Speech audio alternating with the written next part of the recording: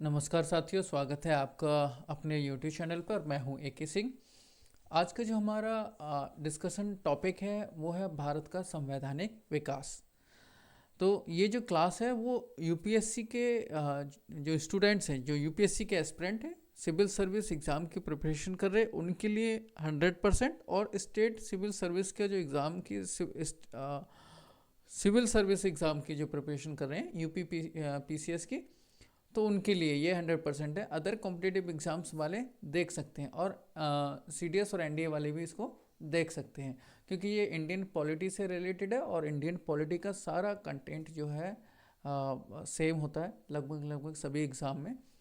तो ये बहुत महत्वपूर्ण होने वाली है यूपीएससी के लिए और यूपी पीसीएस के लिए। अदर एग्ज़ाम्स के लिए भी आपके लिए लाभदायक रहेगी। अगर आप हमारी किसी भी प्रकार की पीडीएफ डाउनलोड करना चाहते हैं तो आप टेलीग्राम चैनल जाइए, वहाँ पे ज्वाइन कीजिए, सर्च कीजिए AKS जादौन, ज्वाइन कर लीजिए। वहाँ से जो भी आपको जो इस क्लास की या किसी भी क्लास की पीडीएफ चाहिए निःशुल्क प्राप्त हो जाएगी। उसके लिए आपको किसी भी प्रकार का कोई भी शुल्क नहीं देना, कोई पेमेंट नहीं करना है, ना अब करना है, ना पहले करना था, ना करना पड़ेगा फ्यूचर में भी। इतना मैं जब तक आपको गारंटी दे सकता हूँ। चलो शुरू करते हैं, क्योंकि ये जो क्लास है, क्लास शुरू करने से पहले एक दो बातें कर लेते हैं, आपस में डिस्कस कर लेते हैं कि ये जो क्लास है उन लोगों के लिए है जो यूपीएससी के सिविल सर्विस यानी कि आईएएस, आईपीएस, आईआरएस या आईएफएस इस तरह के जो अधिकारी लेवल की तैयारी कर रहे हैं उन लोगों के लिए। क्योंकि ये छोटे मोटे मानसिक लेवल को, जो मानसिक तनाव है उसको बढ़ा सकता है, घटाएगा नहीं। पहला। दूसरा, ये आपके मस्तिष्क की सीमाओं का उल्लंघन हो सकता है, उसमें कोई दो राय नहीं है, लेकिन आपको पेशेंस के साथ में बैठना है तो तैयारी आपकी हो पाएगी, चीज़ें समझ पाओगे।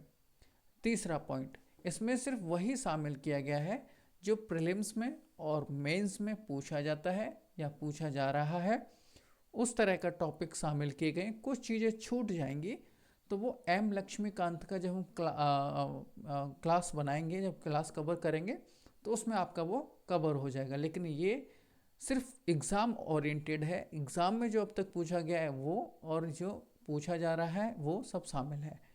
ठीक है। तो जिसको बहुत जल्दी हवा हवाई में इसको पढ़ के कोई वकील, जज या कुछ और बनना है तो वो बनना मुश्किल है, तो आप अपना समय खराब ना करें। लेकिन जो यूपीएससी की प्रिपरेशन कर रहे हैं, जो यूपीएससी के एस्पिरेंट हैं वो बैठे रहें, स्टेट सिविल सर्विस के एस्पिरेंट हैं बैठे रहें, सीडीएस एनडीए वाले हैं बैठे रहें, या जिसमें पॉलिटी पूछी जाती है वो लोग बैठे रहें। आपको यहाँ से आपका पूरा कंटेंट मिल जाएगा। समझ में आएगा, नहीं समझ में आएगा तो आप मुझे कमेंट बॉक्स में बता सकते हैं, मैं आपको वो टॉपिक दोबारा क्लियर कर दूंगा। ठीक है। स्टेप समझ लेते हैं कैसे कवर करने वाले हैं। सिंपल सा स्टेप है। सबसे पहले स्टेप में 1773 से 1857 तक कंपनी शासन को कवर करेंगे। स्टेप 2 में 1858 से 1947 तक कवर करेंगे। और स्टेप 3 में प्रीवियस ईयर क्वेश्चंस जो आए हैं, पूछे गए हैं, उनको लगाएंगे, उनको सॉल्व करेंगे। और इस तरह से ये हमारा पूरा टॉपिक एकदम रेडी हो जाएगा हमारे एग्ज़ाम के लिए, प्रीलिम्स और मेंस दोनों के लिए। इसमें कोई भेदभाव नहीं किया गया है कि ये सिर्फ प्रीलिम्स वालों के लिए है या सिर्फ मेंस वालों के लिए है, ऐसी यहाँ कोई व्यवस्था नहीं है इस क्लास में।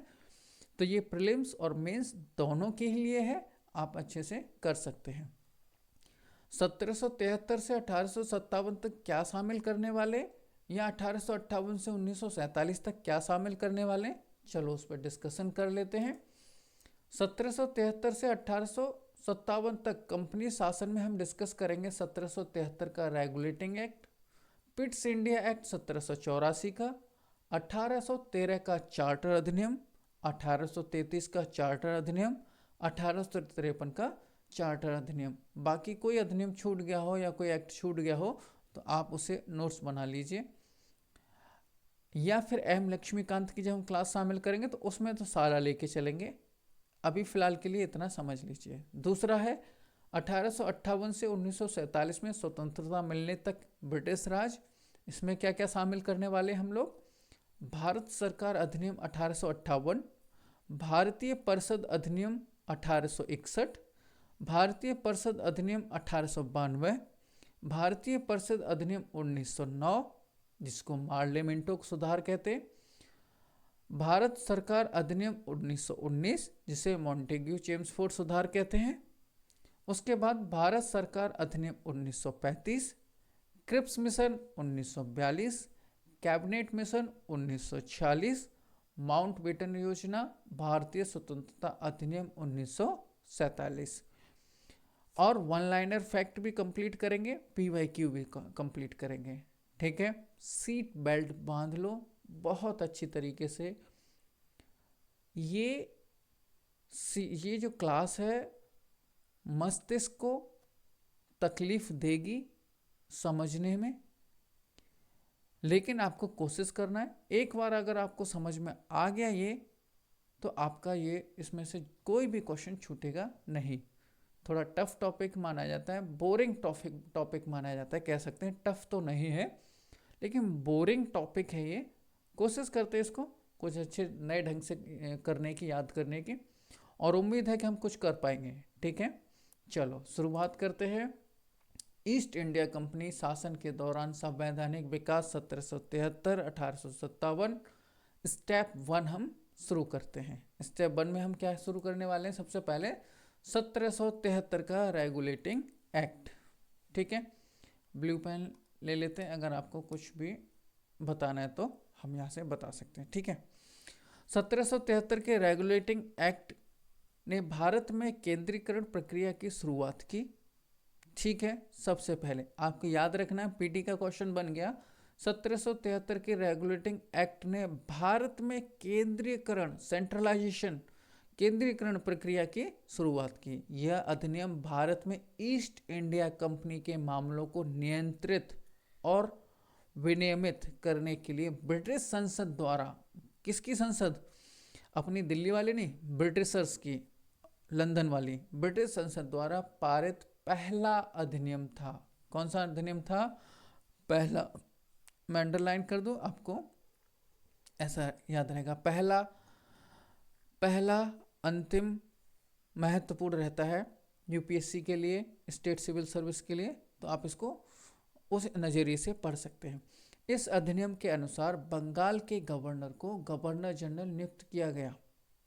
वॉरेन हेस्टिंग भारत के प्रथम गवर्नर जनरल बने। देखो याद करना है, सिंपल तरीका है, इसमें भूल जाते हैं। पहला गवर्नर जनरल कौन बना, भारत का वायसराय कौन बना, बड़ा कन्फ्यूजन हो जाता है। मैं अपनी ट्रिक से कैसे याद करता हूँ वो मैं तुम्हें बता देता हूँ। ठीक है, कैसे करता हूँ? पहले कोई ट्यूबवेल लगाना है, नलकूप खोदना है, तो पहले बोरिंग करना होता है। ये पहला रेगुलेटिंग एक्ट है तो इन्होंने बोरिंग खोद दिया। बोरिंग का मतलब वॉरेन हेस्टिंग, पहला बोरिंग है भैया, तो वॉरेन हेस्टिंग भारत के प्रथम गवर्नर जनरल बने, यानी कि पहला बोरिंग हो गया, तो वॉरेन हेस्टिंग भारत के प्रथम गवर्नर जनरल बने। इस अधिनियम ने बम्बई और मद्रास के गवर्नर को बंगाल के गवर्नर के अधीन कर दिया, यानी कि जो बंगाल का गवर्नर है वो इनको इंस्ट्रक्शन दे सकता है। किस किस को? बम्बई और मद्रास के गवर्नर को। गवर्नर जनरल को नियम और विनियम बनाने का अधिकार दिया गया। गवर्नर जनरल को 4 सदस्यों की एक परिषद द्वारा सहायता प्रदान की जाती थी। 4 सदस्यों की एक परिषद। कंपनी में निदेशकों की संख्या 4 निर्धारित की गई। जो निदेशक, जो डायरेक्टर थे, वो कितने निर्धारित किए गए? 4। किस एक्ट में? 1773 के रेगुलेटिंग एक्ट में। पीटी का क्वेश्चन है, आपके लिए महत्वपूर्ण है, आप इसको नोट डाउन कर लीजिए। ठीक है, अगला 1773 के रेगुलेटिंग एक्ट के बारे में। गवर्नर जनरल को कंपनी के निदेशकों के आदेशों का पालन करना पड़ता था। कंपनी के राजस्व की रिपोर्ट निदेशक मंडल द्वारा दी जानी चाहिए, जो कंपनी का शासी निकाय है। रेगुलेटिंग एक्ट 1773 के प्रावधानों के अनुसार 1774, महत्वपूर्ण है, 1774 में कलकत्ता में एक सर्वोच्च न्यायालय की स्थापना की गई। अब 1774 में 1773 के रेगुलेटिंग एक्ट के द्वारा, ठीक है, 1774 में की गई। इसमें टोटल 4 न्यायाधीश थे, एक मुख्य न्यायाधीश और 3 सहायक न्यायाधीश। मुख्य न्यायाधीश जो थे उनका नाम था सर एलिजा इम्पे। 1774 में भारत में स्थापित सुप्रीम कोर्ट के पहले चीफ जस्टिस का नाम सर एलिजा एम्पे था। बहुत ही महत्वपूर्ण है प्रीलिम्स के लिए, पीटी के लिए है। आप चाहो तो इसको स्टार लगा लो, पढ़ लेना और रिवीजन के पॉइंट ऑफ व्यू से भी देख सकते हैं। पिट्स इंडिया एक्ट 1784 अधिनियम ने भारत के संवैधानिक इतिहास में महत्वपूर्ण परिवर्तन लाए। अब वो महत्वपूर्ण परिवर्तन क्या थे? इस अधिनियम ने ईस्ट इंडिया कंपनी के क्षेत्रों को भारत में ब्रिटिश आधिपत्य घोषित कर दिया। इस अधिनियम ने ब्रिटिश भारत की एक संयुक्त सरकार की स्थापना की, जिसका संचालन क्राउन मतलब वही राजा रानी, क्राउन और कंपनी द्वारा किया जाता था तथा सरकार के पास अंतिम प्राधिकार होता था। वाणिज्य कार्यों के लिए एक निदेशक मंडल, ये देखो निदेशक मंडल का गठन किया गया वाणिज्यिक कार्यों के लिए। तथा पिट्स इंडिया अधिनियम 1784 के प्रावधानों के अनुसार राजनीतिक मामलों के लिए 6 सदस्यीय नियंत्रण बोर्ड, कंट्रोल बोर्ड, 6 सदस्यीय नियंत्रण बोर्ड की नियुक्ति की गई। देखो बोर्ड ऑफ डायरेक्टर्स 1773, कंट्रोल 6 क्या बोलते हैं इसको, राजनीतिक मामलों के 6 सदस्यीय नियंत्रण बोर्ड, कंट्रोल बोर्ड की नियुक्ति कब की गई? 6 लोगों के लिए, 6 लोगों की 1784। गवर्नर जनरल की परिषद के सदस्यों की संख्या 4 से घटाकर 3 कर दी गई। ठीक है, बम्बई और मद्रास में गवर्नर काउंसिल की स्थापना की गई। उम्मीद है यहाँ का ये क्लियर होगा। 1773 क्लियर है, 1774 आगे बढ़ते। 1813 का चार्टर अधिनियम बहुत ही महत्वपूर्ण है, प्रीलिम्स मेंस दोनों के लिए, नोट डाउन कर लीजिए। वही बातें शामिल की गई हैं जो बहुत ही ज़्यादा महत्वपूर्ण हैं, उन्हीं को शामिल किया गया है, क्योंकि सारे पॉइंट्स शामिल नहीं किए गए। वो सारे पॉइंट्स हम फिर एम लक्ष्मीकांत में कवर कर लेंगे। अभी ये प्रीलिम्स और मेंस दोनों के लिए देख लीजिए। इस अधिनियम ने भारत के साथ व्यापार पर ईस्ट इंडिया कंपनी के एकाधिकार को समाप्त कर दिया, लेकिन पूर्ण रूप से समाप्त नहीं किया। आगे सुनो। हालांकि चार्टर एक्ट 1813 ने कंपनी के व्यापारिक एकाधिकार को खत्म कर दिया, लेकिन उसने चाय और चीन से संबंधित व्यापार को छोड़कर, यानी कि जो ईस्ट इंडिया कंपनी थी वो चाय और चीन पे उसका एकाधिकार था, मोनोपोली थी। वो चाय का जो व्यापार करना चाहते थे तो वही ईस्ट इंडिया कंपनी करेगी, कोई और आके नहीं व्यापार कर सकता था। और चीन के साथ भी व्यापार सिर्फ ईस्ट इंडिया कंपनी करेगी और कोई नहीं करेगा। इस एक्ट में 1 लाख पाउंड की राशि निर्धारित की गई, जिसमें भारतीय समाज में धार्मिक और सामाजिक सुधारों की शिक्षा के प्रचार प्रसार के लिए इस्तेमाल किया जाना था। ठीक है, 1833 का चार्टर अधिनियम बहुत इंपॉर्टेंट है प्रीलिम्स के पॉइंट ऑफ व्यू से, इसको भी आप स्टार लगा लीजिए, मैं स्टार बना देता हूँ आपके लिए। बंगाल के गवर्नर जनरल को भारत का गवर्नर जनरल नामित किया गया। ठीक है, 1773 में बोरिंग कर दिया गया, याद आया कुछ, वॉरेन हेस्टिंग। अब 1833 में गवर्नर जनरल का नाम भारत का गवर्नर जनरल बनाया गया लॉर्ड विलियम बेंटिंग। बोरिंग हो गया तो बाल्टी आएगी, बाल्टी से पानी भरा जाएगा ना, तो ऐसे याद कर लीजिए। लॉर्ड विलियम बेंटिंग भारत के प्रथम गवर्नर जनरल बने। देखो क्या है कि ये अपनी अपनी राय है, मैं इन लोगों को लॉर्ड कहना पसंद नहीं करता, क्योंकि हमारे यहाँ पर लॉर्ड का मतलब होता है भगवान, और ये हमारे लिए किसी भी प्रकार से भगवान के लायक नहीं थे। तो इसलिए मैं इनको ये शब्द इनके आगे लगाना पसंद नहीं करता। तो अपनी अपनी पसंद है, आप चाहे तो जो चाहो वो लगा सकते हो। तो विलियम बेंटिक भारत के प्रथम गवर्नर जनरल बने। ईस्ट इंडिया कंपनी एक वाणिज्यिक संस्था न रहकर केवल एक प्रशासनिक संस्था बन गई। गवर्नर जनरल को राजस्व, नागरिक और सैन्य मामलों में पूर्ण नियंत्रण प्रदान किया गया। गवर्नर जनरल को किस किस पर नियंत्रण प्रदान किया गया था? पूर्ण नियंत्रण। पहला पॉइंट राजस्व, दूसरा नागरिक और सैन्य मामलों पर पूर्ण नियंत्रण प्रदान किया गया। 1833 का चार्टर एक्ट भारत में केंद्रीकरण की प्रक्रिया में अंतिम चरण था। यह प्रक्रिया 1773 के रेगुलेटिंग एक्ट से शुरू हुई थी और 1833 में समाप्त हो गई। यहाँ तक का क्लियर है? उम्मीद है आपको यहाँ तक की सारी बातें समझ में आ रही होंगी। 1833 से जुड़े हुए कुछ और महत्वपूर्ण बातें हैं। भारतीय परिषद का गठन। एक्ट के तहत एक भारतीय परिषद इंडियन काउंसिल बनाई गई, जो गवर्नर जनरल की काउंसिल के हिस्से के रूप में कार्य करती थी। इस परिषद में भारतीयों का कोई प्रतिनिधित्व नहीं था। देखो कमाल की बात है कि भारतीयों के लिए इंडियन काउंसिल बनाई गई, लेकिन उसमें कोई भारतीय ही नहीं है।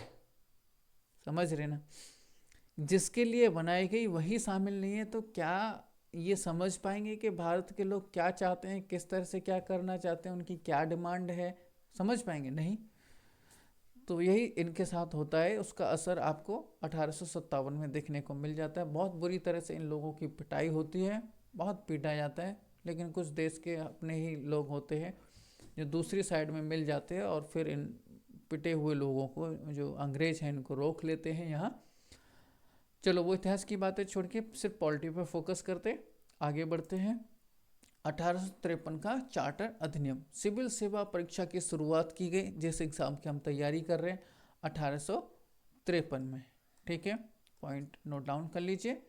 यह सिविल सेवाओं में भर्ती के लिए एक प्रतियोगी परीक्षा थी।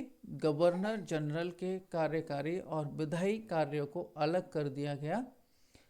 इस अधिनियम में विधान परिषद में 6 नए सदस्यों को शामिल करने की अनुमति दी, जिसमें से 4 को बंगाल, बॉम्बे, मद्रास और आगरा की अंतिम सरकारों द्वारा नियुक्त किया गया। 1853 के चार्टर एक्ट के प्रावधानों के अनुसार गवर्नर जनरल की विधान परिषद का नाम बदलकर केंद्रीय विधान परिषद कर दिया गया। क्लियर है यहाँ तक? आगे बढ़ते हैं। 1853 का चार्टर अधिनियम केंद्रीय विधान परिषद ने एक लघु संसद के रूप में कार्य करना शुरू कर दिया तथा ब्रिटिश संसद के समान ही कार्यप्रणाली अपनाई। काउंसिल में सुधार, इस एक्ट के तहत गवर्नर जनरल की काउंसिल में सुधार किया गया। इसमें 6 नए सदस्य जोड़े गए थे। काउंसिल का उद्देश्य गवर्नर जनरल के निर्णयों को विचार करना और उनकी सलाह देना था। ठीक है, 1853 के बाद कुछ और 1853 की महत्वपूर्ण बातें। इस एक्ट ने भारतीय सिविल सेवाओं में सुधार की दिशा में कदम उठाया। अब सिविल सेवाओं में प्रतियोगी परीक्षा कॉम्पिटिटिव एग्जाम्स की शुरुआत की गई थी। हालांकि यह प्रतियोगी परीक्षा भारत में नहीं बल्कि इंग्लैंड में आयोजित की जाती थी। फिर भी यह एक महत्वपूर्ण कदम था जो भविष्य में भारतीयों को सरकारी सेवाओं में अधिक अवसर दिलाने की दिशा में एक आधार बना। ठीक है, यहाँ तक आपके क्लियर हो गए। ये आपका जो क्लियर हुआ है सेगमेंट, ये ईस्ट इंडिया कंपनी शासन के दौरान संवैधानिक विकास 1773 से 1857। एक बार आप अपने एंड से भी पढ़ लेना, PDF आपको ये मिल जाएगी चैनल पर, तो एक बार रिवीजन कर लोगे, एक बार क्लास सुन ली, अगर समझ में ना आए तो दोबारा क्लास सुन लो, आपका ये सेगमेंट मजबूत हो जाएगा। बोरिंग सेगमेंट है थोड़ा, पर हो जाएगा। ठीक है, अगला टॉपिक करते हैं। ब्रिटिश राज के अधीन संवैधानिक विकास 1857 से 1947। शुरुआत करते हैं। यह ब्रिटिश राज के अधीन संवैधानिक विकास के दूसरे चरण की शुरुआत है। ब्रिटिश संसद द्वारा पारित 1858 के भारत सरकार अधिनियम ने ईस्ट इंडिया कंपनी के शासन को समाप्त कर दिया। अब देखो यहाँ पे आपको एक दिमाग में आवाज़ आ सकती है कि ईस्ट इंडिया कंपनी का शासन समाप्त हो गया, यानी कि ईस्ट इंडिया कंपनी चली गई। ईस्ट इंडिया कंपनी का नाम सिर्फ हटा दिया गया। ब्रिटिश राज, जो ब्रिटिश का क्राउन था, वो डायरेक्ट शासन करने लग गया। लोग वही थे, सारी चीज़ें वही थी, सिर्फ नाम बदल दिया गया। इतना यहाँ पे समझ लो। 1858 में ईस्ट इंडिया कंपनी का अंत और ब्रिटिश शासन की शुरुआत। भारत के राज्य सचिव ने पूर्व निदेशक मंडल की शक्तियों और कर्तव्यों को अपने हाथ में ले लिया तथा भारत के वायसराय के माध्यम से भारतीय प्रशासन को नियंत्रित किया। भारत सचिव को भारत परिषद द्वारा सहायता प्रदान की जाती थी, जिसमें 15 सदस्य होते थे। कितने सदस्य होते थे? 15। यह परिषद एक सलाहकार निकाय के रूप में कार्य करती थी, सिर्फ सलाह दे सकती थी और कुछ इसका कार्य नहीं था। भारत सरकार अधिनियम 1858, इस अधिनियम के तहत भारत में वायसराय का पद सृजित किया गया। ठीक है, 1773 में। बोरिंग, उसके बाद बाल्टी, अब उसके बाद कैनाल। ठीक है, तो इस अधिनियम के तहत भारत में वायसराय का पद सृजित किया गया। भारत के गवर्नर जनरल को भारत का वायसराय बनाया गया। लॉर्ड कैनिंग भारत के प्रथम वायसराय बने। काउंसिल ऑफ इंडिया का गठन किया गया, जिसमें ब्रिटिश सरकार के प्रतिनिधि और अन्य महत्वपूर्ण अधिकारी शामिल थे। यहाँ तक उम्मीद है कि सब कुछ क्लियर हो गया होगा। ठीक है, आगे करते हैं।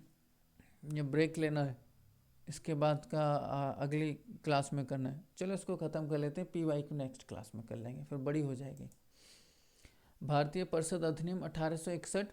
पहली बार भारतीयों को वायसराय की विधान परिषद में गैर सरकारी सदस्यों के रूप में नामित किया गया। प्रांतीय और केंद्रीय स्तर पर विधान परिषदों की स्थापना की गई। बम्बई और मद्रास प्रांतों की विधायी शक्तियाँ बहाल कर दी गई। ठीक है, पंजाब, उत्तर पश्चिमी सीमांत प्रांत और बंगाल प्रांतों में विधान परिषदों की शुरुआत की गई। यहाँ तक क्लियर है। भारतीय परिषद अधिनियम 1892। विधान परिषद का आकार बढ़ा दिया गया। कब बढ़ा दिया गया? 1892 में। ठीक है, नोट डाउन कर लो। विधान परिषद को अधिक शक्ति दी गई। वे बजट पर विचार विमर्श कर सकते थे। 1892 में विचार विमर्श कर सकते थे और कार्यपालिका से सवाल पूछ सकते थे। कब पूछ सकते थे? भारतीय परिषद अधिनियम के 1892 में। ठीक है, पहली बार अप्रत्यक्ष चुनाव शुरू किए गए। पहली बार अप्रत्यक्ष चुनाव कब शुरू किए गए? भारतीय परिषद अधिनियम 1892। याद है। प्रतिनिधित्व का सिद्धांत भारतीय परिषद अधिनियम 1892 में दिए गए प्रावधानों के अनुसार पेश किया गया था। ठीक है, भारतीय परिषद अधिनियम 1909 मार्ले मिंटो सुधार बहुत महत्वपूर्ण है पीटी के और मेंस के लिए। पूरा स्लाइड स्टार लगा लीजिए। 1909 के भारतीय परिषद अधिनियम को सामान्यतः मार्ले मिंटो सुधार के नाम से जाना जाता है। पहली बार विधान परिषदों के लिए प्रत्यक्ष चुनाव शुरू किए गए। केंद्रीय विधान परिषद का नाम बदलकर इंपीरियल विधान परिषद कर दिया गया।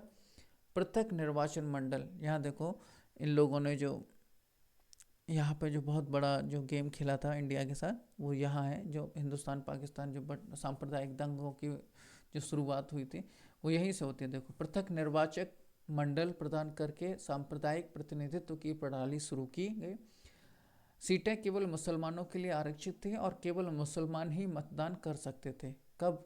1919 में भारतीय परिषद अधिनियम मार्ले मिंटो में। पहली बार भारतीयों को वायसराय की कार्यकारी परिषद में नियुक्त किया गया। कब किया गया था पहली बार वायसराय की कार्यकारी परिषद में भारतीयों को नियुक्त? 1919 में। किसने? पहले कौन थे? सत्येंद्र सिन्हा विधि सदस्य बने। पीटी के लिए इम्पोर्टेंट है, आप इसको टिक लगा लीजिए। भारत सरकार अधिनियम 1919 मॉन्टेग्यू चेम्सफोर्ड। भारत सरकार अधिनियम 1919 जिसे मॉन्टेग्यू चेम्सफोर्ड सुधार के नाम से भी जाना जाता है, प्रस्तुत किया गया। पहली बार द्विसदनीयता की शुरुआत की गई। कब की गई? 1919 में। ये बहुत महत्वपूर्ण है पीटी के लिए, आप इसको स्टार लगा लीजिए। प्रांतीय और केंद्रीय विषयों को अलग कर दिया गया। प्रांतीय विषयों में द्वैध शासन प्रणाली शुरू की गई। इसे आरक्षित और हस्तांतरित में विभाजित किया गया। हस्तांतरित सूची में कृषि, स्वास्थ्य, शिक्षा और स्थानीय सरकार की देखरेख शामिल थी। हस्तांतरित सूची प्रांतीय परिषद के प्रति जवाबदेह मंत्रियों की सरकार को दी गई थी। आरक्षित सूची में संचार, विदेशी मामले, रक्षा शामिल थे। यह हस्तांतरित सूची वायसराय के नियंत्रण में थी। यहाँ तक क्लियर है?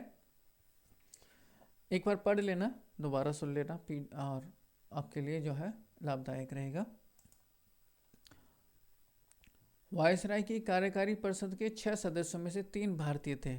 6 होते थे, अब 6 में से 3 भारतीय होने लग गए। ठीक है, इस अधिनियम द्वारा भारत में पहली बार लोक सेवा आयोग की स्थापना की गई। पहली बार लोक सेवा आयोग की स्थापना 1919 में, यूपीएससी की। ठीक है, यूपीएससी कब आया?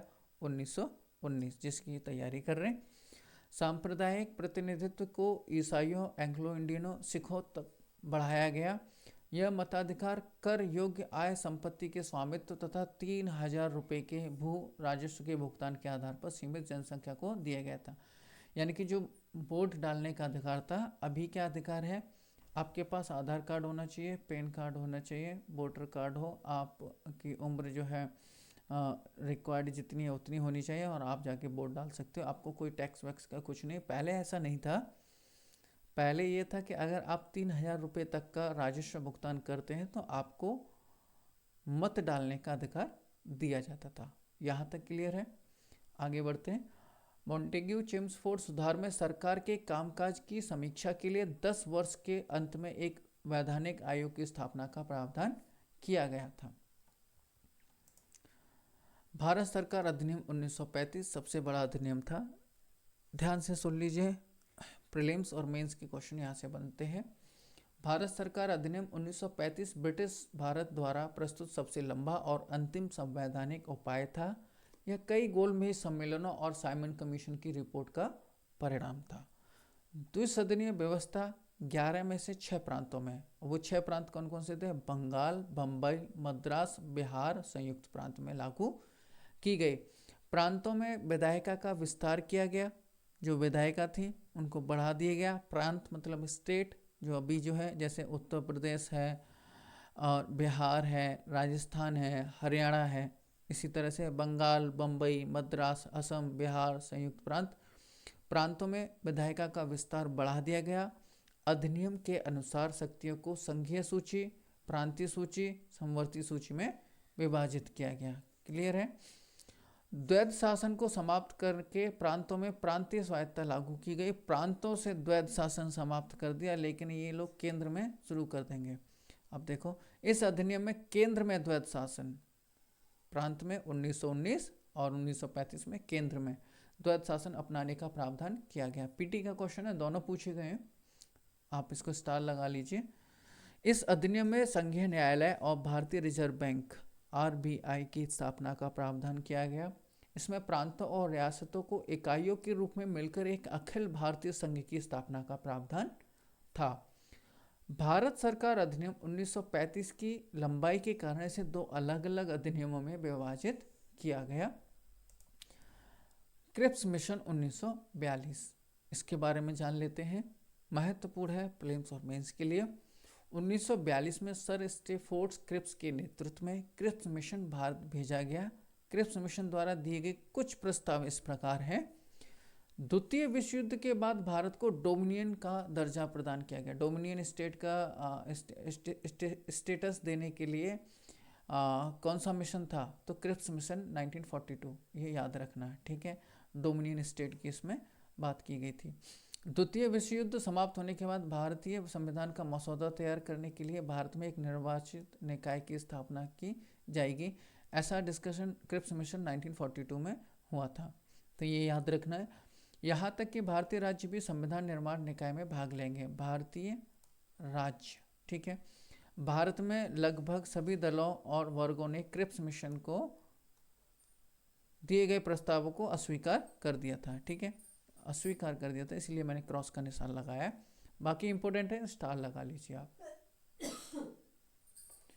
कैबिनेट मिशन 1940, कैबिनेट मिशन योजना में कुछ मुख्य प्रस्ताव शामिल थे, जैसे भारतीय रियासतों और ब्रिटिश प्रांत मिलकर भारत संघ का निर्माण करेंगे।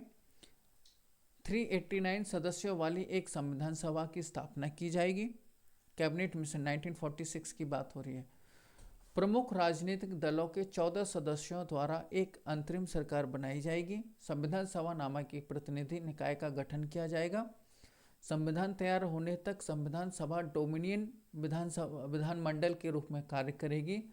संविधान निर्माण होने तक भारत का प्रशासन भारत सरकार अधिनियम 1935 के अनुसार किया जाएगा, ठीक है। छोटा सा और है, माउंटबेटन योजना, भारतीय स्वतंत्रता अधिनियम 1947। ब्रिटिश भारत का विभाजन 15 अगस्त 1947 से भारत और पाकिस्तान में हो गया। संविधान सभा को पूर्ण विधायी अधिकार प्रदान किए गए। प्रांतों और राज्यों दोनों में सरकारें स्थापित की गई, ठीक है। स्वतंत्र भारत का संविधान। 3 स्लाइड और हैं, उसके बाद PYQ स्टार्ट हो जाएंगे। 2 स्लाइड और हैं, पेशेंस रखो, फटाफट से कंप्लीट करते हैं। बोरिंग टॉपिक है, शुरुआती यहाँ से होती है, लेकिन PT में और मेंस में क्वेश्चन पूछे जाते हैं, इसलिए हमें ये बहुत ही ध्यान से पढ़ना है, समझना है, ठीक है। प्रमुख समय रेखाएं। स्वतंत्र भारत का संविधान। भारतीय संविधान का प्रारूप संविधान सभा द्वारा तैयार किया गया था, जिसे इस विशाल कार्य को पूरा करने में लगभग 3 वर्ष का समय लग गया था, लगभग। संविधान सभा पहली बार 9 दिसंबर 1946 को बुलाई गई थी। 14 अगस्त 1947 को समितियों के गठन का प्रस्ताव रखा गया। याद रखने के डेट तो ठीक है, नहीं भी याद रहेगी तो 1942 14 अगस्त 1947 को समितियों के गठन का प्रस्ताव रखा गया। इस तरह से पढ़ लो। 29 अगस्त 1947 को प्रारूप समिति की स्थापना की गई। महत्वपूर्ण है, स्टार लगा लीजिए, प्रीलिम्स में पूछ लिया जाता है प्रारूप समिति के बारे में।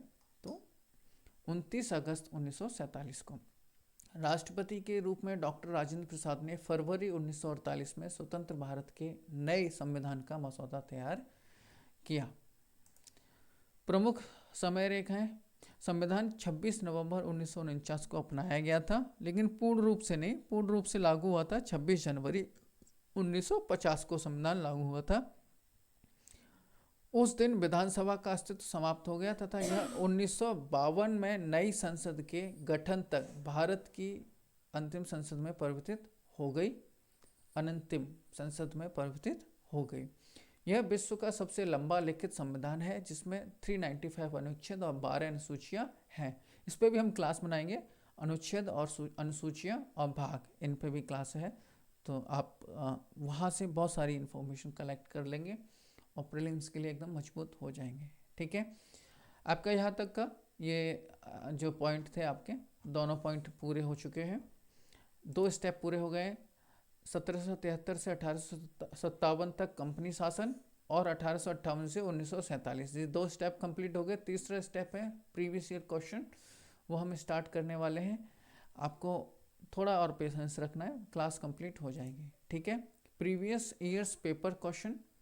पहला क्वेश्चन लेते हैं, निम्नलिखित में से किस अधिनियम के द्वारा कलकत्ता में सर्वोच्च न्यायालय की स्थापना की गई? तो 1773 के अधिनियम के द्वारा। सबको याद है 4 न्यायाधीश थे, पहले जो मुख्य न्यायाधीश थे उनका नाम एलिजा इम्पे था। ठीक है, सर्वोच्च न्यायालय की स्थापना के संबंध में निम्नलिखित में से कौन सा से कथन सही है? कोलकाता में सर्वोच्च न्यायालय की स्थापना 1773 के रेगुलेटिंग एक्ट के द्वारा की गई थी और लेमिस्टर ने इसके सर एलिजा इम्पे मुख्य न्यायाधीश थे। ठीक है, तो इसका आंसर ए होगा। देखो, कलकत्ता में सर्वोच्च न्यायालय की स्थापना 22 अक्टूबर 1774 को 1773 के रेगुलेटिंग एक्ट के द्वारा की गई थी। सर एलिजा इम्पे न्यायालय के पहले न्यायाधीश थे। क्लियर है? ये टिक इसलिए है क्योंकि पहले ये क्लास बन गई थी, लेकिन क्या हुआ, आवाज़ नहीं आई और फिर दोबारा रिकॉर्ड करनी पड़ रही है।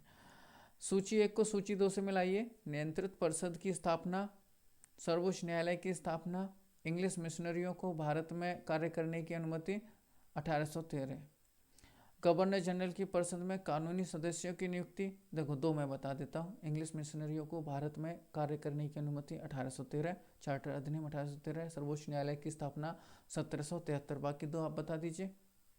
चलो सुन लो, नियामक अधिनियम रेगुलेटिंग एक्ट 1773, सर्वोच्च न्यायालय की स्थापना, पिट्स का भारतीय अधिनियम 1784, नियंत्रण परिषद बोर्ड ऑफ कंट्रोल की स्थापना, चार्टर अधिनियम 1813। चार्टर अधिनियम 1813 में क्या हुआ, इंग्लिश मिशनरियों को भारत में कार्य करने की अनुमति, तथा चार्टर अधिनियम 1833 गवर्नर जनरल की परिषद में कानूनी सदस्यों की नियुक्ति से संबंधित है। ठीक है, क्लियर है? अगला क्वेश्चन है, निम्नलिखित में से किस अधिनियम द्वारा बंगाल के गवर्नर जनरल को भारत का गवर्नर जनरल नामित किया गया था? बंगाल के को भारत का, याद है? बता दीजिए। चार्टर अधिनियम 1833 द्वारा बंगाल के गवर्नर जनरल को भारत का गवर्नर जनरल नामित किया गया था। इस अधिनियम के तहत बंगाल के गवर्नर जनरल को अब भारत के समस्त प्रांतों का गवर्नर जनरल बना दिया गया। ठीक है, अगला क्वेश्चन है, भारत का पहला चार्टर अधिनियम कौन सा है? तो 1793 का चार्टर अधिनियम, जिसे ईस्ट इंडिया कंपनी अधिनियम 1793 के नाम से भी जाना जाता है, ब्रिटिश संसद द्वारा पारित किया गया था और कंपनी के चार्टर को नवीनीकृत किया गया था। यह भारत का पहला चार्टर अधिनियम था, 1793 चार्टर अधिनियम। ठीक है, शायद हमने ये लिया नहीं कि लिया है, एक बार चेक कर लेते हैं। अगर मिस हो गया हो तो आप जो है इसको हम अगली क्लास में एक्सप्लेन कर देंगे। नहीं लिया नहीं है तो मिस हो गया है, कोई बात नहीं, इसको हम अगली क्लास में ले लेंगे, तो आपका ये कॉन्सेप्ट क्लियर हो जाएगा। ठीक है, चलो अगला कर लेते हैं। यहाँ तक ये हो गया था। 1833 में गवर्नर जनरल कौन था? William Bentinck. William Bentinck Bharat के पहले गवर्नर जनरल थे जिन्हें 1833 में नियुक्त किया गया था। ठीक है, 1833 में भारत का विधि आयोग क्या था? पहला विधि आयोग 1833 के चार्टर एक्ट के परिणाम स्वरूप 1834 में टीवी मैकाले की अध्यक्षता में स्थापित किया गया था। ये टीवी मैकाले का, जब हम आपको एक एक चीज़ें एक एक ये अधिनियम पढ़ाएंगे ना डिटेल में, तब बताएंगे। बहुत ही जो है ये बदतमीज किस्म का इंसान था टीवी मैकाले, तो याद रखिएगा। वुड्स का डिस्पैच, उससे भी याद रख सकते हैं। निम्नलिखित में से किससे भारत में अंग्रेजी शिक्षा की नींव पड़ी? तो 1813 का चार्टर एक्ट बिल्कुल सही है। General committee of public instruction 1823 सही है। वुड्स डिस्पैच सही है। तीनों सही है, इसका आंसर डी हो जाएगा। ठीक है। वुड डिस्पैच को भारत में अंग्रेजी शिक्षा का मैग्ना कार्टा कहा जाता है। चार्ल्स वुड अंग्रेजी ईस्ट इंडिया कंपनी के नियंत्रण बोर्ड के अध्यक्ष थे। ठीक है। चार्टर अधिनियम 1813, इस अधिनियम से भारत के साथ ईस्ट इंडिया कंपनी के व्यापार संबंधी एकाधिकार खत्म हो गए थे। ओरिएंटल और इंग्लिश विवाद, इस विवाद ने भी भारत में अंग्रेजी शिक्षा की शुरुआत में अहम भूमिका निभाई थी। क्लियर है? चलो, इसके बाद आपके जो है 2-3 क्वेश्चन और बचे हैं, पेशेंस रखो, अभी फिनिश करते हैं। किस अधिनियम के द्वारा ब्रिटिश संसद ने चाय और चीन के साथ व्यापार को छोड़कर ईस्ट इंडिया कंपनी के भारत के साथ व्यापारिक एकाधिकार को समाप्त कर दिया था? चाय और चीन को चीन के साथ छोड़ के 1813 में, ए है इसका आंसर। ठीक है। चलो, किस अधिनियम ने भारतवासियों को अपने देश के प्रशासन में कुछ हिस्सा लेना संभव बनाया था? वेरी वेरी इंपॉर्टेंट है, कभी भी रिपीट हो जाता है क्वेश्चन। आप बताइए कब बनाया था, इसका आंसर आप दे दीजिए। चलो मैं बता देता हूँ। 1833 के चार्टर अधिनियम के माध्यम से चार्टर एक्ट 1833 की धाराओं में सबसे महत्वपूर्ण धारा संख्या 87 थी, जिसमें यह कहा गया था कि किसी भी भारतीय अथवा क्राउन की देशज प्रजा को अपने धर्म, जन्म स्थान, वंशानुक्रम, वर्ण अथवा इनमें से किसी एक कारणवश कंपनी के अधीन पद अथवा सेवा के लिए अयोग्य नहीं माना जाएगा। ठीक है। उम्मीद है आपको ये लाभदायक रहेगी। थोड़ा बड़ा था क्लास, बोरिंग टॉपिक है, फैक्ट है इसमें, तो याद नहीं हो पाते, इसलिए एक फास्ट फॉरवर्ड और सीक्वेंस में बनाने की कोशिश की गई है।